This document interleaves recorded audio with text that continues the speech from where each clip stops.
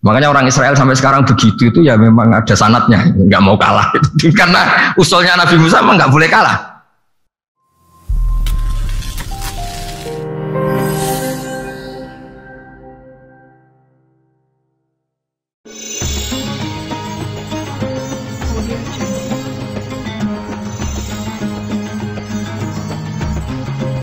Ketika Rasulullah melangkai makamnya Nabi Musa, makam itu status ranking lah kalau dalam bahasa Indonesia itu. Kalau bahasa Indonesia itu ribet, makam itu kuburan. Makanya orang Indonesia sering tanya saya, Gus, makamnya Nabi Ibrahim kok batu? Makam yang dekat Ka'bah itu bukan makam dengan makna kuburan, itu tempat yang dipakai Nabi Ibrahim membangun apa? Ka'bah. Cara Jawa pancatan itu. Nabi Musa itu gak terima, komplain sama Allah. Ya Allah, ini lebih junior ketimbang saya. Kenapa makamnya melangkai saya? Ini tidak fair. Jadi di mana-mana manusia itu kalau disalib junior itu ya tidak terima. Ya ada manusianya. Terus ditanya sama malaikat Jibril, kenapa kamu gak terima? Ini orang Israel, kadang ngira saya ini nabi paling top. Ini kalau sampai konangan saya kalah sama Muhammad tuh malu saya kata. Jadi artinya ya ada sisi manusia. Itu ada kitabnya. Terus ya tapi memang Nabi Muhammad lebih top ketimbang kamu. Memang dia Nabi pilihan, Sayyidul Awalin wal Akhirin. Oke, kalau saya kalah dengan dia gak apa-apa. Tapi umatnya jangan ya. Maksudnya umatnya bangsa Israel harus lebih top ketimbang kita. Makanya orang Israel sampai sekarang begitu itu ya memang ada sanatnya. Gak mau kalah. Karena usulnya Nabi Musa memang gak boleh kalah. Terus kata Allah, ya tidak bisa. Memang yang paling top tetap umatnya Muhammad, bukan umat kamu. Tetap kamu kalah. Sehingga setelah kalah dan menang itu kita terus tidak tahu. Misalnya begini ya, penemu komputer atau penemu mobil sama yang beli mobil itu hebat mana? Kalau bicara keilmuan ya hebat penemunya. Tapi kalau bicara kapitalistik, udah bikinkan mobil yang mewah gini-gini, nanti tanggal ini jadi ya. Hebat mana yang nyuruh sama yang disuruh? Kalau logikanya pakai gitu. Hebat mana yang nyuruh sama yang disuruh? Artinya kamu milih jadi mana? Penemu mobil, hebat kan? Tapi terus sama orang kaya diminta, bikinkan ini, speknya seperti ini, selesai di sini. Hebat mana? Nyuruh sama disuruh? Menyuruh. Tapi yang nyuruh tidak bisa bikin mobil, yang disuruh bisa. Pinter mana? Pinter yang disuruh. Tapi pertanyaannya, wong bisa nyuruh ngapain bikin sendiri? Pinter mana? Ini mohon maaf karena di sini banyak orang nggak jelas-jelas juga. Artinya terus subjektivitas manusia ini tetap ada gitu. Kalau bisa beli ngapain bikin gitu. Tapi kalau bisa bikin ngapain beli.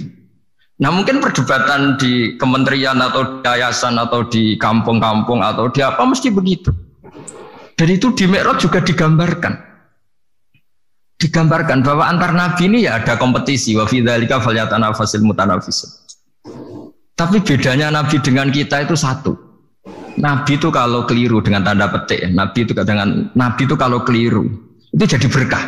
Itu bedanya kita. Kalau kita keliru kan keliru betul. Kalau nabi itu tidak kelirunya itu jadi berkah. Ini saya punya dua contoh kalau boleh dibahasakan ya, kekeliruan nabi atau dengan tanda kutip kekeliruan nabi. Tapi saya ulang lagi dengan tanda kutip. Nabi Musa itu ketika Nabi Muhammad ditanya, kenapa kamu dipanggil jauh-jauh? Disuruh sholat 50 rakaat. Nabi Ibrahim nggak komplain, karena beliau Nabi yang baik. Semua Nabi nggak komplain, kecuali Nabi Musa. Kata Nabi Musa, jangan Muhammad, kebanyakan itu. Bilang ke Allah supaya didiskon. Ya, Nabi kembali sama Allah, ya sudah tak kurangi 5. Turun lagi, masih berapa? 45. Masih kurang. Itu sampai 9 kali, akhirnya terkurangi berapa? 45 rakaat. Itu Nabi Musa masih bilang, dah minta lagi keringanan. Itu kalau diruti nggak jadi sholat kan? Kalau satu lagi kan masih terus hilang itu kewajiban sholat. Nah, Nabi Musa sebetulnya itu bukan karena kasihan kita, bukan dia nggak empati dengan kita. Beliau nggak empati sama kita, tapi gara-gara Muhammad, umatku yang lebih kuat, lebih ganteng aja nggak mampu melakukan sholat 50 rakaat, apalagi umatmu. Dia memang orang Israel kan ganteng-ganteng kuat-kuat, jadi dia pede. Umatku yang lebih keren, lebih ganteng saja gak kuat, apalagi umatmu. Jadi sebetulnya dia minta keringanan itu karena corong Jawa ngeprekno kita, menyepelekan kita bahwa makanya saya ingin memberitahu Nabi Musa kalau ada umatnya Rasulullah yang namanya Sayyid Ali Zainal Abidin yang satu hari sholat 1000 rakaat. Jadi nanti kalau ketemu Nabi Musa, ini 50 aja, ini kuatnya malah 1000. Nah akhirnya, tapi barokahnya Nabi Musa yang sentimen ini, sholat gak jadi 50 tapi 5. Itu bedanya Nabi sama kita. Ada contoh yang lebih ekstrim, kelirunya Nabi itu Nabi Yunus. Nabi Yunus, tapi keliru yang barokah, saya ulang lagi. Nabi Yunus itu memaklumatkan ke masyarakatnya, nanti itu kalau kamu tidak nurut sama saya ada azab. Anggap saja azab itu hari Kamis. Besok hari apa ya? Besok hari Kamis ya? Besok hari apa? Lupa hari ya. Rebu apa Kamis? Besok. Lupa hari ya. Kata Nabi Yunus, 3 hari lagi akan ada azab. Tapi kurang 2 hari, kurang sehari umatnya masih dalam kemungkaran, dalam kemaksiatan, masih hura-hura. Akhirnya Nabi Yunus bilang, sudah ini tinggal sehari itu mau ada azab. Tapi mereka tetap hura-hura.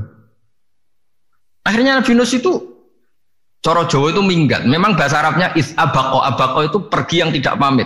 Itu kalau kamu cari di kamus, abako itu maknanya itu minggat, pergi yang tidak pamit. Sama Allah dibahasakan abako. So, wong ra bener kabeh, udahlah tak tinggalkan. Setelah ditinggalkan, Nabi Musa disalahkan sama Allah. Kamu itu Nabi tidak diperintah hijrah kok. Hijrah. Syaratnya Nabi kan mengambil keputusan apa saja berdasar wahyu. Tapi tanpa ada perintah wahyu, dia tetap keluar dari kampungnya itu. Keluar sama Allah disalahkan. Wong Nabi kok minggat. Akhirnya ketika dia di kapal, di perahu itu, dulu itu ada mitos, kalau ada perahu mau tenggelam pasti ada yang minggat, diundi. Sampai 3 kali yang keluar dia, akhirnya tahu diri nyemplung ya. Nyemplung terus ditelan ikan nun. Pokoknya ikan besar lah. Diberi sanksi sama Allah karena dia Nabi kok melanggar, diberi sanksi ditelan ikan nun. Telan ikan nun karena beliau seorang Nabi, perutnya ikan itu jadi masjid, dia baca tasbih terus. Tapi barokahnya dia minggat tadi asbako. Akhirnya 1 hari itu mau ada azab besar itu orang-orang nginceng rumahnya dia.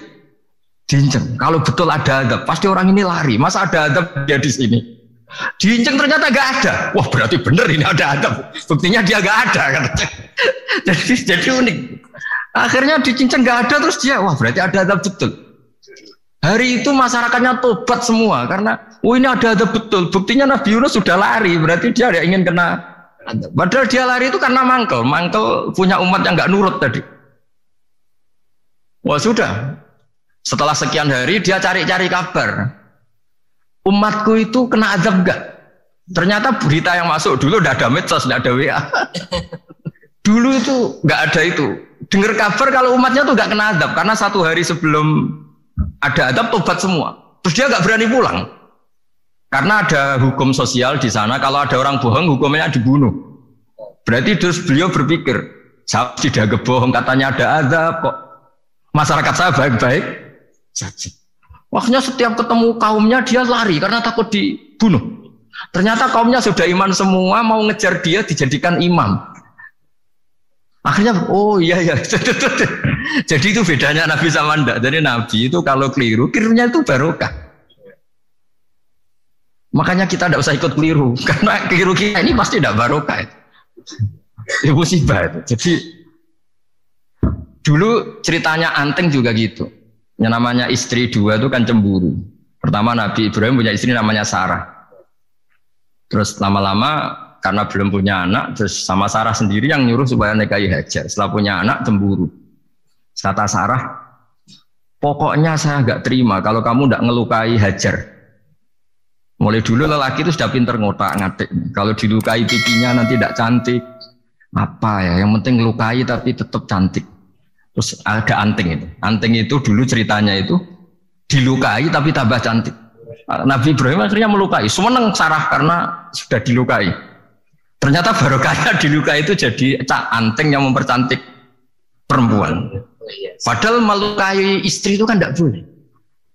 Tapi ini Nabi, ada saja cara yang dipilihkan Allah untuk ya tadi keliru saja barokah. Itu bedanya Nabi sama kita. Makanya disebut mimbabi hasanatil abrar sayyatul muqarrabin. Jadi Nabi sama seperti Nabi Adam. Nabi Adam itu dilarang Allah nggak boleh makan khuldi. Akhirnya makan terus harus hidup di dunia, terus jadi dunia seperti ini. Tapi itu menjadikan harapan seluruh dunia bahwa Allah itu maha baik. Ketika ada yang diberi sanksi, tetap diminta tobat dan dianjurkan tobat. Dan Allah berjanji setiap yang tobat pasti diterima.